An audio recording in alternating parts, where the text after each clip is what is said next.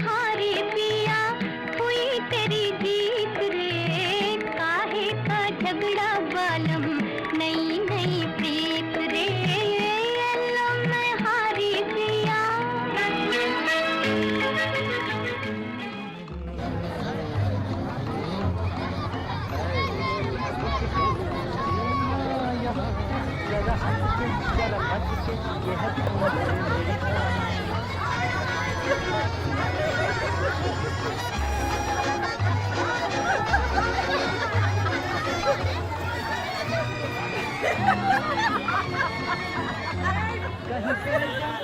पूरी चाल में एक द्वंद मचा हुआ था। ऐसा मालूम हो रहा था जैसे किसी खोली में सांप निकल आया है या किसी के बाल बच्चा हो रहा है। औरतें एक खोली से दूसरी खोली में घुस रही थी। शीशियां, बोतलें, डिब्बे लिए सब की सब सरला बहन की खोली की तरफ तक रही थी, जैसे सरला बहन का आखिरी वक्त हो और सारी पड़ोसी ने अपनी सी करने पर तुली हो। एक तरह से तो सरला बहन का वाकई आखिरी वक्त था। उनकी ट्रेन बस छूटने ही वाली थी। पूरे 33 बरस की होती अगर उनके दूरंदेश वालिदैन ने प्रभाकर के सर्टिफिकेट में उनकी उम्र के पूरे 5 साल ना हड़प कर लिए होते। अगर कागज की उम्र का जबरदस्त सहारा नहीं होती। वो यूपी के किसी गुमनाम से गांव की पैदावार थी, मगर बंबई में इतने साल रही कि वतन को भूल भाल गई थी। उन पर किसी सूबे का ठप्पा नहीं था। कोई उन्हें गुजराती समझता, कोई मारवाड़ी और कोई सिंधी। बस जगत सरला बहन बनकर रह गई थी। सरला बहन केईएम हॉस्पिटल में नर्स थी। महंगाई अलाउंस मिला के 240 रुपए मिलते थे।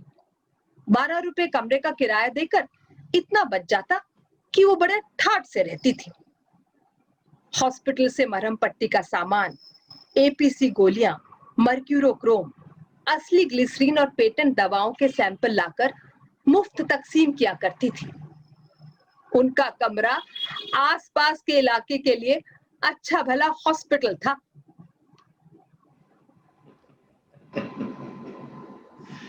सरला बहन बड़े काम की चीज थी। ऊपर से शक्ल सूरत के साथ साथ चाल चलन ऐसा था कि कभी किसी की गृहस्थी शय पड़ने का खदशा नहीं हुआ। यही वजह थी कि वो बेइंतहा हर दिल अजीज थी। जिधर निकल जाती उनके जनाए हुए बच्चे बुलबुलाते रोते बिसुरते नजर आते। लोग उनके कदमों में आंखें बिछाते।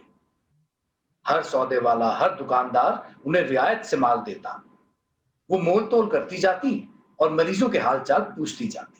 क्यों रे तुलसी, बहू की कमर का दर्द कैसा है? अरे शकीर मियाँ, आमना बीबी के पैरों की सूजन उतरी कि नहीं? शाम को ले आना, इंजेक्शन दे दूंगी। अरे ओ रजनी, तेरे घुटनों के दर्द का क्या हुआ? तेरा मर्द फिर दारू पीकर आने लगा है?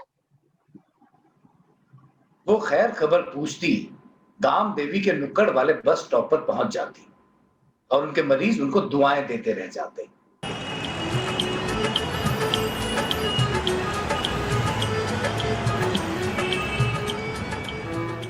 बस सबको यही दुख था कि सरला बहन अब तक कुंवारी बैठी थी। अगर शादी के बाद बेवा हो गई होती या मियाँ छोड़कर चला जाता तो भी सब्र आ जाता, मगर ये तो निरा अंधेर था कि उनकी रेल छूट रही थी और जीवन साथी का दूर दूर तक निशान न था। सबके सर उनके एहसानों के बोझ से झुके हुए थे। वो सबके लिए करती थी, लेकिन उनके लिए कोई कुछ नहीं कर सकता था। ये शहर बंबई है, यहाँ जिंदगी सर पर दौड़ती है। यहाँ मशाता और नाइन का फैशन खत्म हो चुका है। यहाँ तो बस आंख लड़ जाती है और ब्याह हो जाता है। सरला बहन फिल्म हीरोइन ना सही, डरावनी भी ना थी कि कोई अल्लाह का बंदा उन पर आशिकी ना हो जाए। आदमी का बच्चा थी। बाप बचपन ही में मर गए। मां हमेशा की रोगी सिंगर मशीन के बलबूते पर उन्हें पालती रही। फिर जब बेटी कमाने लगी तो वो बिल्कुल ही टूट गई। तो एक बार उचटता हुआ उन्हें बेटी के ब्याह का ख्याल आया, मगर इस ख्याल के कोई माकूल सूरत इख्तियार करने से पहले ही वो चल बसी। वो दिन और आज का दिन सरला बहन ऐसी अपने काम में जुटी कि शादी का ख्याल तक ना आया। ख्याल आया भी होगा तो उन्होंने किसी से तकाजा नहीं किया, और था भी कौन जिससे तकाजा करती कि भाई हमारा ब्याह करा दो। कहते हैं अगर कोई कुंवारी कन्या बैठी रहे तो धरती की छाती पर बोझ होता है, और धरती के इस कर्म का पाप सबको लगता है। कम से कम सरला बहन के जानसारों का तो यही अकीदा था। उनकी नेकी और पारसाई काबिले सिताइश थी, मगर नेकी की भी एक हद होती है। ये तो उनसे कोई नहीं कहता था कि बाबा किसी भी ऐरे गहरे नत्थु खैरे के गले में बाहें ढालकर झूल जाओ, मगर औरत के चंद गुर होते हैं जिन्हें अगर सलीके से इस्तेमाल किया जाए तो कोई मुजायका नहीं। आजकल तो वर फांसना अकेले माँ बाप के बस की बात भी नहीं। अच्छी शरीफजादियां अब तो चिड़िया खुद ही घेरती हैं, फिर शर्मा कर सर झुकाकर डोर वालिदैन के हाथ में थमा देती हैं। कोई दाग नहीं लगता, किसी को पता भी नहीं चलता। वालिदैन सुरखरू, दूल्हा दुल्हन मग्न। यूं हुआ करती हैं शादियां, मगर नहीं हो पाती तो बेचारी सरला बहन जैसी कुसमुसी गालों की, जो दुनिया के जख्मों पर फाहा रखने में ऐसी गुम है कि अपना कुछ होश ही नहीं, सबके दुख बांटती है, रातें आंखों में काटती है, नौजायदा बच्चे हथेलियों पर झेलती है, और फिर अपनी नीम तारीख होली में उल्टा सीधा निकलकर सूनी खाट पर पड़ जाती है। कोई इतना नहीं जो उनकी तन्हाई के रिश्ते हुए जख्मों पर फाहा रखे। ये इतना बड़ा चीखता चिंगारता बंबई, क्या यहाँ कोई अकेला किसी औरत के प्यार का भूखा नहीं, किसी औरत के लम्स की चाहत नहीं? सरला बहन किसी की मोहताज नहीं, अपनी कमाई खाती है। सारी चाल में एक नगीना सा कमरा है जो किसी फ्लैट से कम नहीं, सोफा कुर्सी भी है, अपना अलग संडास भी। अब और क्या चाहिए इस दुनिया में? लोगों का क्या है, कुंवारे तो आंखों में खटकते हैं, हर दम शादी की दुआएं, शादी के तकाजे। लो भाई शादी कर लो। बच्चे की फरमाइश, एक बच्चा हुआ तो ये उल्हाना कि है बस एक ही, चलो दूसरा पैदा कीजिए। मगर सरला बहन को भी यकीन ना हुआ था कि वो सदा कुंवारी ही रहेंगी। कोई तो होगा उनका यहां से वहां तक फैली इस दुनिया में, कोई एक अल्लाह का बंदा है जिसे खुदा ने उनकी जिंदगी का हिस्सेदार बनाया होगा। ये और बात है कि वो नहीं पाई। लोगों के कहने से उन्हें और भी ख्याल आने लगे, मगर जब भी उन्होंने किसी को इस ख्याल से देखा वो शजरे ममनुआ साबित हुआ और अपनी बीवी की पोशीदा बीमारियों का रोना ले बैठा।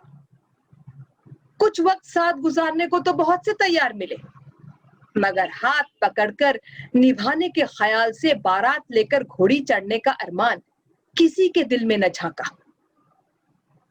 हॉस्पिटल में कभी किसी ने गहरी गहरी पुर असरार आंखों से उन्हें न देखा, कभी किसी ने उन्हें हटकर रास्ता देने की जरूरत तक न महसूस की। लोग दंदनाते निकल जाते और वो आड़ी होकर दीवार से लग जाती। आजा के इंतजार में जाने को है बहार भी।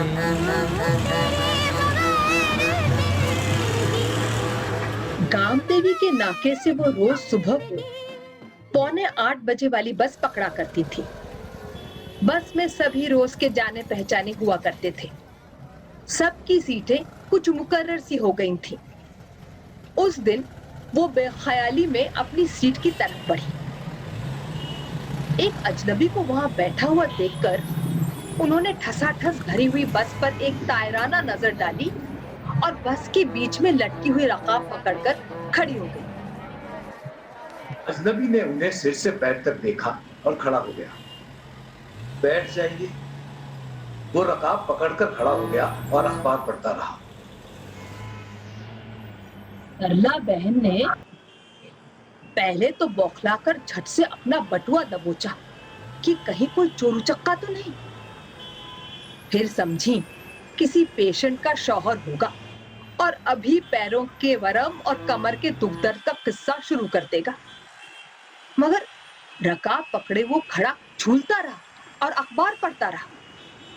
जब उन्हें यकीन आ गया कि वो खुद भी किसी मुहल्लिक मर्ज से मुब्तला नहीं, तो वो सन्नाटे में रह गए।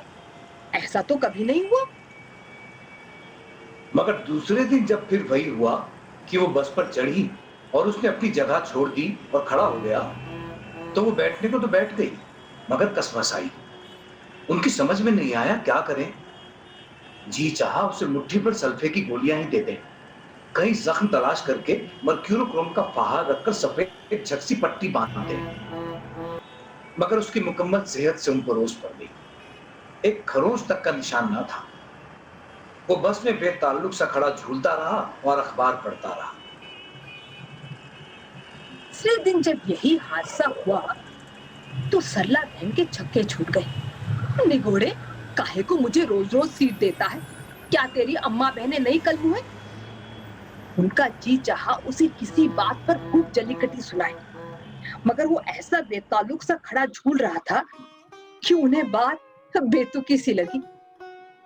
जब हफ्ता भर यही दस्तूर चलता रहा, तो सरला बहन बिल्कुल उथल पुथल हो गई। खिदमत गुजारियों की तो वो आदी हो चुकी थी, किसी का एहसान उठाने की उनमें आदत ना थी। उनके दिल पर बोझ पड़ने लगा।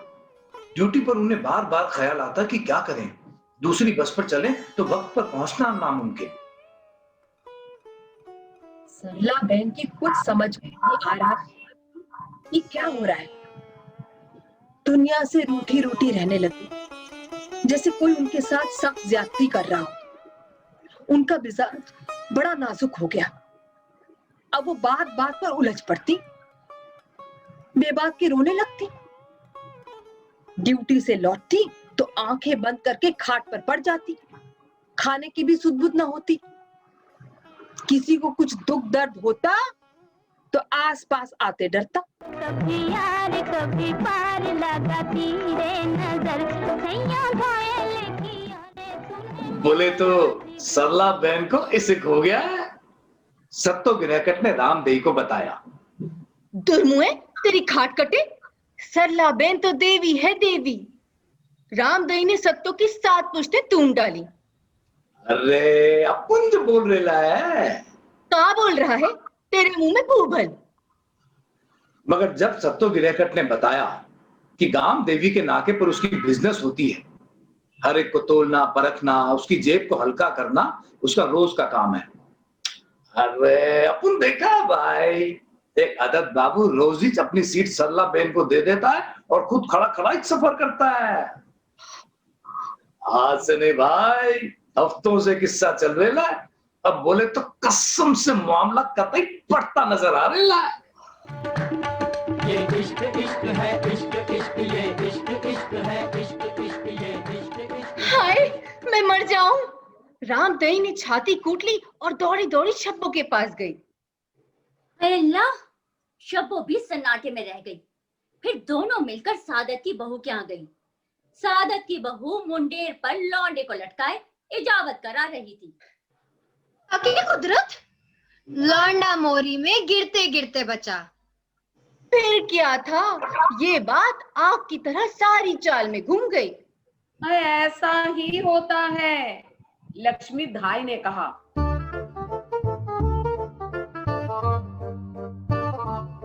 लक्ष्मी रेडीमेड कपड़ों में कांच बटन बनाती थी और बड़ी जहां दीदा थी।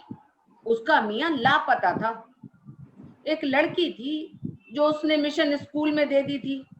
सब उसे गालियां देते थे कि उसने लौंडिया को ईसाई बनवा दिया, लेकिन लक्ष्मी एक कान सुनती थी, दूसरे कान उड़ा देती।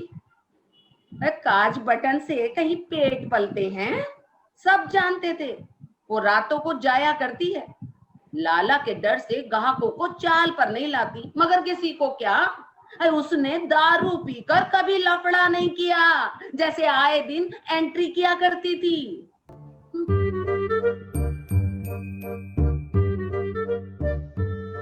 नाम उसका एड था, मगर एंट्री होकर रह गया था। वो खुले बंदों दारू का धंधा करती थी। लाला को डरकर बख्शीश देती थी। पुलिस से भी हफ्ता मुकर्रर था, कोई उसके मुंह नहीं लगता था, क्योंकि वह आए दिन दारू चढ़ाकर अंग्रेजी में गालियां दिया करती थी। कम से कम चाल वालों का तो यही ख्याल था। कई बार भंवर में आ चुकी थी और सरला बेन की शुक्रगुजार थी, क्योंकि उन्होंने उसकी नैया पार लगाई थी। चाल में कई आबरू बाख्ता औरतें रहती थी, मगर किसी को ताने देने या एतराज करने की फुर्सत न थी। हर एक की कोई ना कोई रग दबती थी।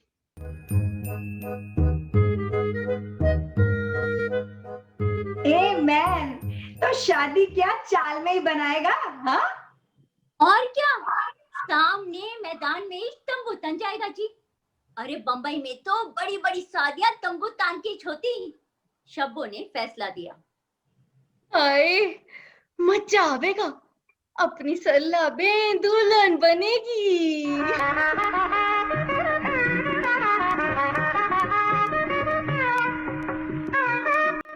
रामदई को शादियों का बड़ा शौक था। वो हर मौसम में नई शादी रचाती थी। कुछ दिन बाद दूल्हा और उसकी ठुकाई करके कभी कभी कपड़े लत्ते तक चुरा कर भाग जाता। अभी पिछली शादी तो उसने बाकायदा की थी। तंबू तानने में बहुत खर्च आता, इसलिए बस खोली में ही पंडित लोहे की अंगीठी जैसा हवन लेकर आ गया और फेरे डाल दिए। रामदई खूब सच कर दुल्हन बनी। चाल पर अजब अरुसाना मूड छा जाता। खूब सी मेहंदी घोलकर सबने थोपी। 3 बजाकर फिल्मी गाने गाए गए। रुखसती के वक्त जो हाथ लग गया, रामदई उससे गले लग लग रोई।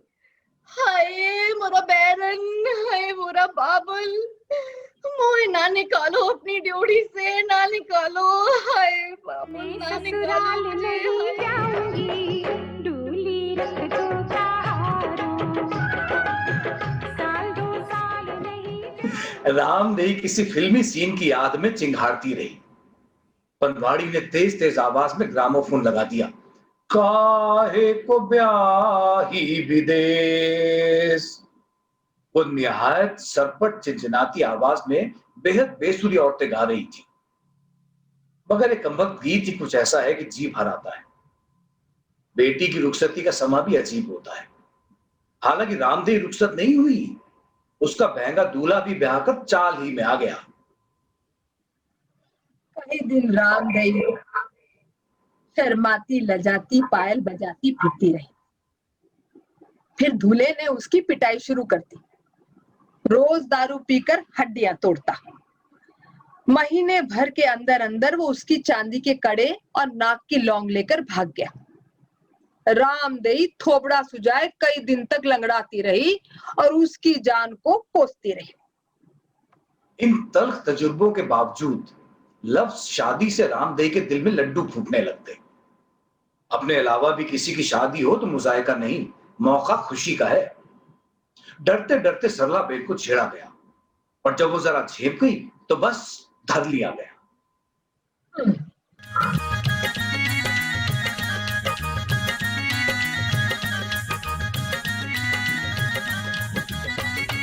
सरला बेन, ब्याह कर ही डालो।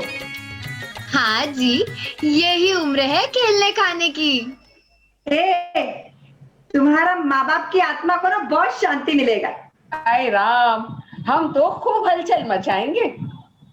चौक में तंबू लगा रही और दूल्हा घोड़े पे चढ़कर आवेगा।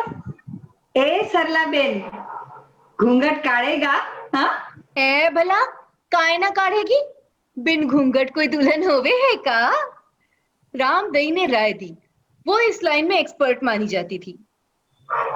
अरे चाल सुनी हो जाएगी।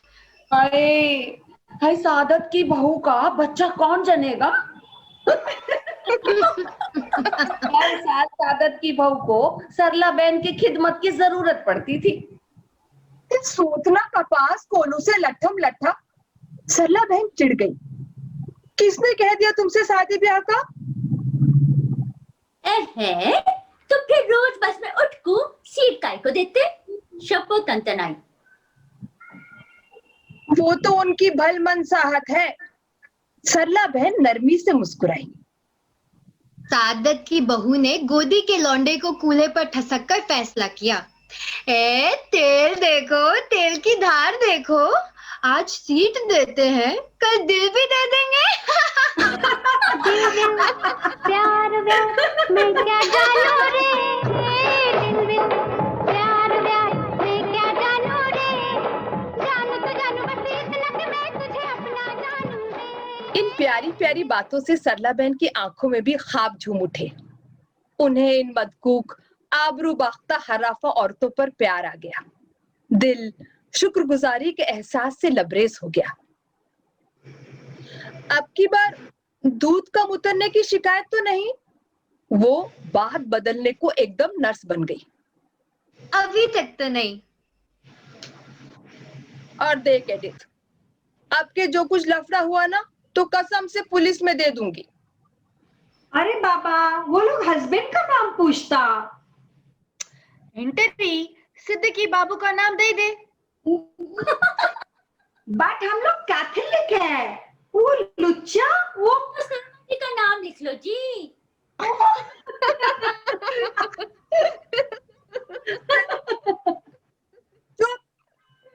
सरला बहन ने सबको डांटा और सादत की गोद के लौंडे को चुप कराने के लिए चमचा भर सिर्फ उसे चटा दिया।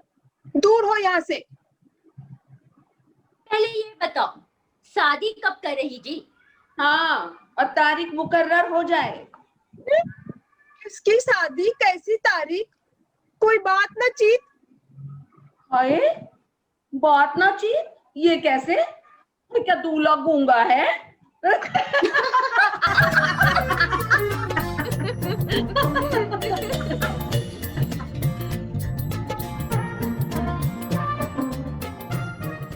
और फिर सबने बौखलाई हुई सरला बहन को समझाया कि उनकी ढीली से ये हुआ है कि उन जैसी गुणवंती कुंवारी बैठी है। मर्द की जात तो ठलुआ होती है, जब तक मुंह में निवाला ना ठूसो बात नहीं बनती। सब सरला बहन की भई ख्वाह हैं, दुश्मन नहीं। कहो तो अपनी जाने भी तुम्हारे लिए दे दे। ये चिड़िया अब हाथ से नहीं जानी चाहिए।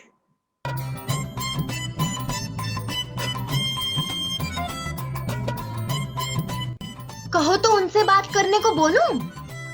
अरे हम खुद ही बात करने को तैयार हैं उनसे कि बाबा छोरी पसंद है तो ऐसन बात करो।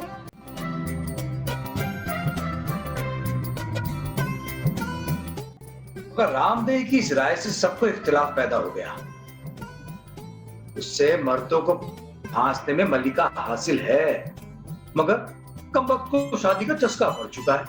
अगर अमानत में खयानत की गई तो ना बाबा, रामदेव से अल्लाह बचाए।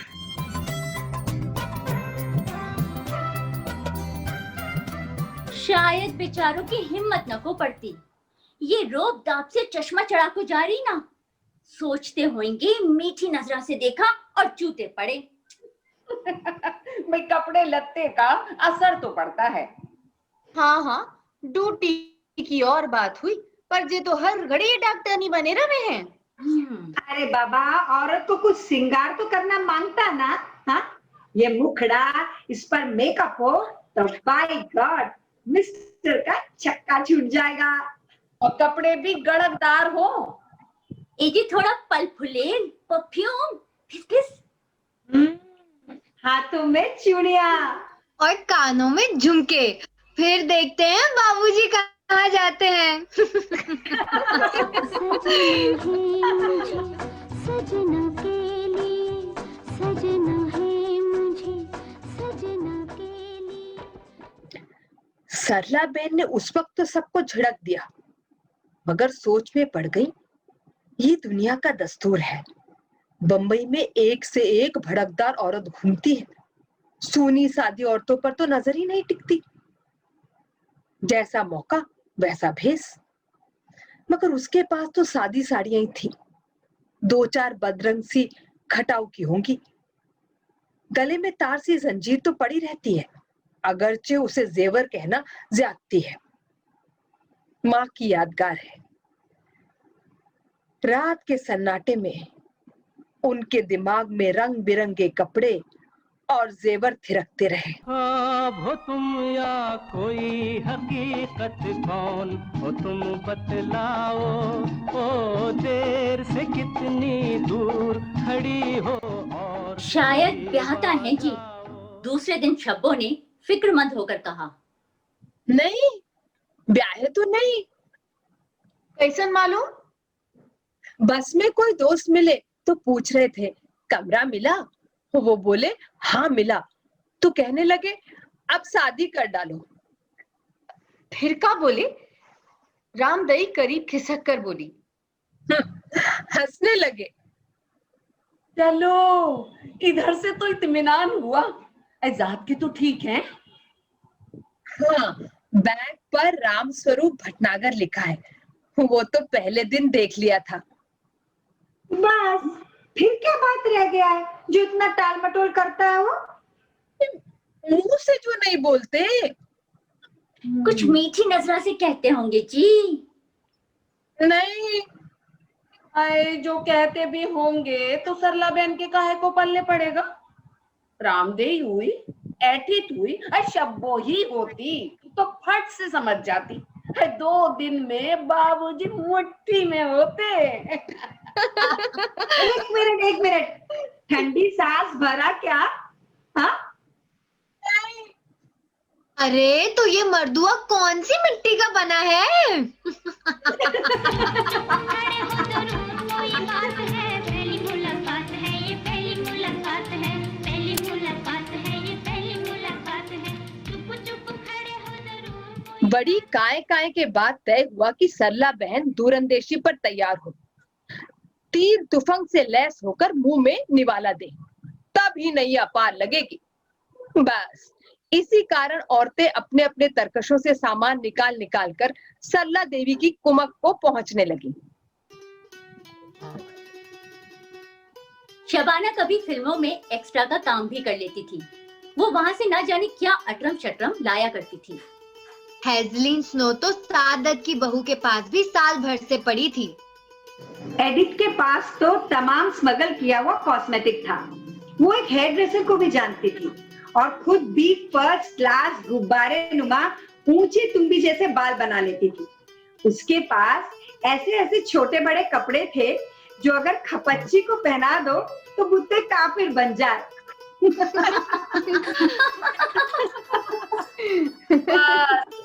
सबकी सब मरम्मत पर जुट गई। सरला बहन ने बहुत नाना की, मगर शब्बो ने अपनी प्याजी नायलॉन जॉर्जेट की साड़ी जिस पर सीक्वेंस का काम बना था उन्हें पहनाई। ब्लाउज पर बहुत झगड़ा पड़ी। शब्बो कहती थी ताजा तरीन फैशन के मुताबिक सुर्ख ब्लाउज और सुर्ख पेटीकोट ही होना चाहिए। नीचे से चल का मारेगा और लाल ही सैंडल हो, तब आएगा मजा। सरला बहन निगोरी को न फिटिंग का पता न मैचिंग के राज मालूम। उनके हाथों में खेल बनती रही। मुंह पर पहले क्रीम में थोपी गई। मैं सादत की बहू के हैजलिन स्नो के जो सूख चुकी थी क्योंकि वो बुरा माने जा रही थी। और फिर रूस और पाउडर के पलस्तर चढ़े। खूब सा स्याह सूत लेकर तुम्बी की शक्ल का जूड़ा बना। फिर जेवर की बारी आई। इस पर खाना जंगी होते होते बची। हर शख्स यही चाहता था कि उसका चंदा ज्यादा से ज्यादा हो। तारों में सज के अपने सूरज से देखो धरती चली मिलने। जब ऊंची एडी की करचोबी सैंडल पहनकर सरला बहन बस स्टॉप पर लहराती डगमगाती पहुंची तो उनकी बगैर ऐनक की आंखों में तिरमिरे नाच रहे थे, पसीने के शरारे छूट रहे थे। क्या औरत होना काफी नहीं? एक निवाले में इतना अचार चटनी मुरब्बा क्यों लाजमी है? उनकी आंखों में आंसू चलने लगे और फिर उस निवाले को बचाने के लिए सारी उम्र की घिस-घिस।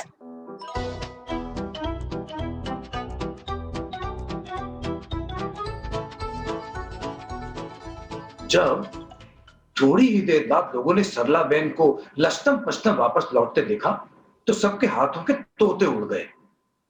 वो बगैर दूल्हा के डगमगाती लरसती चली आ रही थी। गालों पर काजल की लकीरें बहाती वो गटर में गिरते गिरते बची।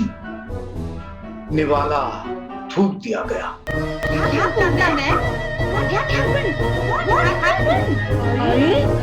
ये कैसे हुआ कब? क्या बोली तुम? वो क्या? सरला बहन सवालों की बौछार से बेदम होकर पलंग पर गिर पड़ी।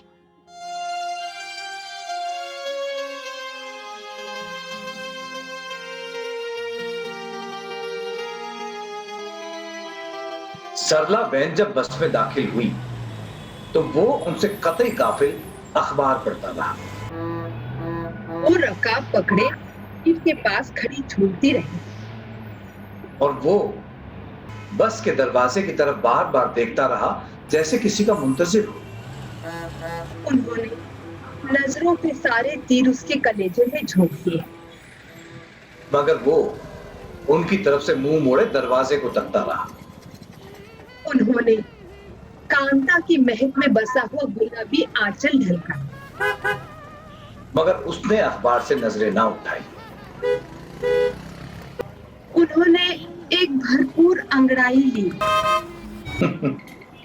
मगर उसकी आंखों में मस्तियां ना लहराई। उसने एक पथराई हुई नजर उन पर डाली और उनके धूम धड़के को बेचैनी से ठुकराता हुआ अखबार पर झुक गया। सामने की सीट पर और वो उस पर ढह गई। सारे तीर सनसनाते हुए वार खाली दे गए और खाली तरकश लरचता रहा, कांपता रहा। डरते डरते उन्होंने अपनी सीट से मुड़कर देखा। वो बस से उतरकर जा रहा था। उतरते वक्त उसने बस स्टैंड पर धंधा चलाते हुए सरतो गिरेगट से पूछा, क्यों रे पाजी, आज सरला बहन नहीं आई? सरतो गिरकर टकराता रह गया, पर अजनबी लंबे लंबे डग भरता सामने गली में गुम हो गया।